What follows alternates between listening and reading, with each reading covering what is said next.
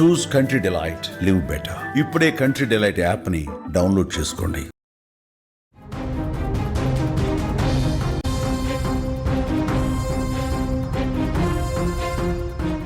వందల తులాల బంగారం, చేతిలో లోడ్ చేసిన గన్, కళ్ల ముందు కసాయి దొంగలు ఎవరైనా సరే వణికిపోయి ప్రాణాలు కాపాడుకోవాలని చూస్తారు. కానీ ఆ యజమాని వారితో వీరోచితంగా పోరాడాడు. ప్రాణం పోయినా పర్వాలా, నా కష్టాన్ని తాకనివ్వను అంటూ దొంగలపైకి పులిలా దూకాడు. తలపై గంతో కొట్టిన, గొడ్డలతో వేటు వేసిన పట్టు వదలకుండా పోరాడాడు. దుర్మార్గులు మాత్రం కనికరం లేకుండా తీవ్రంగా గాయపరిచి దొరికిన కాడికి దోచుకెళ్లారు.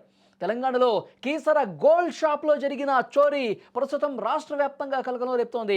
స్క్రీన్ మీద దృశ్యాలు కూడా మీరు చూడొచ్చు. నాగారం సత్యనారాయణ కాలనీలో ఉన్న బాలాజీ నగల దుకాణంలోకి శుక్రవారం సాయంత్రం 5 గంటల సమయంలో దుండగులు దూసుకొచ్చారు. అప్పటికే షాపులో 2 కస్టమర్స్ ఉండగా వారిని బెదిరించి బయటకు పంపించేశారు. తర్వాత సందీప్ను గన్తో బెదిరించి షాపులో నగలను ఓ సంచిలో వేసుకుంటున్నటువంటి దృశ్యాలు కూడా మీరు స్క్రీన్ మీద చూస్తూ ఉన్నారు. అక్కడ ఉన్నటువంటి ఆ షాపులో ఉన్నటువంటి ఆ సీసీ కెమెరాలో రికార్డ్ అయినటువంటి దృశ్యాలు మీరు స్క్రీన్ మీద చూస్తున్నారు. నగలు మొత్తం ఏ విధంగా దోచుకుంటున్నారో మీరు చూడొచ్చు. నగలని కూడా ఏ విధంగా తమ సంచిలో వేసుకుంటున్నారో చూడొచ్చు. వచ్చినటువంటి ఇద్దరు కూడా ఆ షాపులో ఉన్నటువంటి బంగారం మొత్తం కూడా, ఉంగరాలు కావచ్చు, గొలుసులు కావచ్చు, అన్నీ కూడా బంగారపు వస్తువులు అన్నీ దోచేస్తున్నటువంటి దృశ్యాలు మీరు ఆ సర్కిల్లో చూడొచ్చు. ఏ విధంగా దోచుకుంటున్నారో దొంగలు చాలా స్పష్టంగా కనిపిస్తుంది. అయితే ఇద్దరిలో ఒక దొంగతో వ్యాపారి చాలా పెద్ద పోరాటమే చేశాడు. గట్టిగా పట్టుకున్నాడు. అక్కడ మీరు స్క్రీన్ మీద చూస్తున్నారు చూడండి. అతను పెనుగులాట జరుగుతోంది. అతన్ని పట్టుకున్నాడు. నా సొమ్ముని నువ్వు ఏ విధంగా దోచుకొని పోతావు, నా షాపులో ఉన్న బంగారం మొత్తం కూడా నువ్వు ఏ విధంగా తీసుకెళ్తావు, నా కష్టాన్ని ఏ విధంగా నువ్వు దోచుకుంటావు అని చెప్పి అతన్ని గట్టిగా పట్టుకున్నాడు. ఆ ఇద్దరు దొంగలు ఒక దొంగని చాలా గట్టిగా పట్టుకుని ఆపే ప్రయత్నం చేస్తున్నాడు. హెల్ప్ నరుస్తున్నాడు, కేకలు వేస్తున్నాడు. కానీ ఎవరు కూడా ఆ షాపు లోపలికి రాలేదు. కేకలు ఎవరు కూడా వినిపించలేదా, లేకపోతే వినిపించినా మనకెందుకులే అనుకున్నారు. కానీ బయట నుంచి ఎవరు కూడా దీన్ని అడ్డుకునే ప్రయత్నం కూడా చేయలేదు. అతను మాత్రం ఒంటరిగా పోరాటం చేశాడు. ఒంటరిగా అడ్డుకున్నాడు. తన సొమ్మును, తన కష్టం మొత్తాన్ని కూడా దోచుకొని పోతుంటే అతను ఏమాత్రం కూడా భయపడకుండా ఆ దొంగని గట్టిగా పట్టుకునే ప్రయత్నమే చేశాడు. ఎంత పెనుగులాట జరుగుతుందో ఒక్కసారి మీరు స్క్రీన్ మీద చూడొచ్చు. షాప్లో మొత్తం కూడా అతను కాళ్ళు చేతులు పట్టుకుని ఎలా పోతావు నువ్వు బయటకు అంటూ ఆ షాపు యజమాని ఆ దొంగలతో ఏ విధంగా పోరాటం చేస్తున్నాడు, ఏ విధంగా పట్టుకున్నాడు, ఏ విధంగా పెనుగులాట జరుగుతుందో కూడా చాలా స్పష్టంగా చూడొచ్చు. కానీ బాధాకరమైనటువంటి విషయం ఏంటంటే దుండగులు తమ వద్ద ఉన్నటువంటి ఒక చిన్న గొడ్డలతో గాయపరిచారండి. వ్యాపారి అయినా సరే పట్టు వదలలేదు. గొడ్డలితో తల మీద కొడతా ఉన్నారు.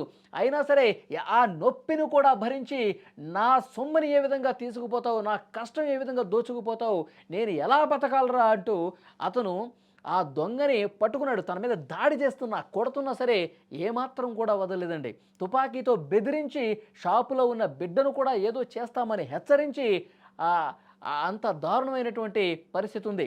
ఆ క్షణంలో ఎవరైనా సరే తన ప్రాణాలు కాపాడుకోవటానికి వదిలేసేవాడు. కానీ తన కష్టం కళ్ళ ముందు కనిపిస్తోంది. లక్షల రూపాయల సొమ్ము ఈ విధంగా దోచుకుని పోతుంటే చూస్తూ ఊరుకోలేకపోయాడు. అతను గన్నుతో బెదిరించిన, చిన్న గొడ్డలతో కొడుతూ ఉన్నా కానీ పట్టు వదలకుండా అదే విధంగా పట్టుకున్నాడు. చివరికి ఎలావలా ఆ వ్యాపారిని తీవ్రంగా గాయపరిచి కొట్టి వాళ్ళిద్దరూ పారిపోయారండి. అతని కేకలకు అప్పుడు చుట్టుపక్కల వాళ్ళు రావటం గమనించి తుపాకీని అక్కడే వదిలేసి ఆ ట్రేలోని ఆభరణాలు తీసుకొని పారిపోయారు. వారి దాడిలో సందీప్ తీవ్రంగా గాయపడ్డాడు. అతని పరిస్థితి విషమంగా ఉన్నట్టుగా సమాచారం వస్తుంది. వారిని వదిలేసి తుపాకీ డమ్మీగా తెలుస్తోంది. వాళ్ళు అక్కడ షాపులో వదిలేశారు. వెళ్తూ తుపాకీ, ఆ తుపాకీ డమ్మీ తుపాకీని చూపించి బెదిరించి ఇంత దారుణంగా వాళ్ళు మోసం చేసినటువంటి పరిస్థితి, దొంగతనం చేసిన పరిస్థితి. ప్రస్తుతం ఆ దొంగల కోసం పోలీసుల వేట అయితే కొనసాగుతుంది. ఒక్కసారి స్క్రీన్ మీద దృశ్యాలు చూడొచ్చు. ఆ తర్వాత పోలీసులు ఈ విషయం తెలిసిన తర్వాత ఘటనా స్థలానికి చేరుకున్నారు. షాపులో ఉన్నటువంటి పరిస్థితిని మొత్తం కూడా పరిశీలిస్తూ ఉన్నారు. వాళ్ళు ఎటువైపు నుంచి వచ్చారు, ఎట్లా వచ్చారు, ఏం మాట్లాడారు, తెలుగులో మాట్లాడారా, హిందీలో మాట్లాడారా, వాళ్ళు ఇక్కడ వాళ్ళ అంతరాష్ట్ర దొంగల ముఠానా, లేకపోతే నీ ఫ్యామిలీతో గతంలో ఏమైనా గొడవలు జరిగిన పరిస్థితుందా, ఇవన్నీ కూడా తెలుసుకుంటూ ఉన్నారు. క్షుణ్ణంగా పరిశీలిస్తూ ఉన్నారు. దగ్గరలో ఉన్న సీసీ కెమెరాలను కూడా పరిశీలిస్తూ ఉన్నారు. కానీ చూడండి ఎంత ధైర్యం కావాలి. వాళ్ళు తుపాకీ, అది డమ్మీదో ఒరిజినల్లో అతను కూడా తెలియదు. ఆ క్షణంలో తుపాకీ బెదిరించినా, చిన్న గొడ్డలు తీసుకుని కొట్టినా వాళ్ళని పట్టుకునే ప్రయత్నం చేశాడు. కేకలు వేస్తున్నాడు. వాళ్ళని అదేవిధంగా పట్టుకుని ఎవరన్నా ఇంక ఇద్దరు ముగ్గురు బయట నుంచి వచ్చి సపోర్ట్ చేసినా సరే వాళ్ళని అలాగే పోలీసులకు అప్పగించే పరిస్థితి ఉండేది. వాళ్ళని అక్కడే కట్టేసి పోలీసులకు అప్పగించే పరిస్థితి ఉండేది. కానీ ఆ టైంలో దురదృష్టవశాత్తు ఎవరూ అతని వాయిస్ వినిపించలేదా లేకపోతే ఏం జరిగిందో తెలీదు కానీ ఎవరు కూడా లోపలికి రాలేదు. ఆఖరికి చాలా సేపటికి ఇతను వదిలించుకుంటున్నటువంటి క్రమంలో అప్పుడు వచ్చేసరికి వీళ్ళు పారిపోయారు. మొత్తం సొమ్మంతా ఆ బంగారు నగలన్నీ కూడా దోచుకొని వెళ్ళినట్టుగా తెలుస్తోంది.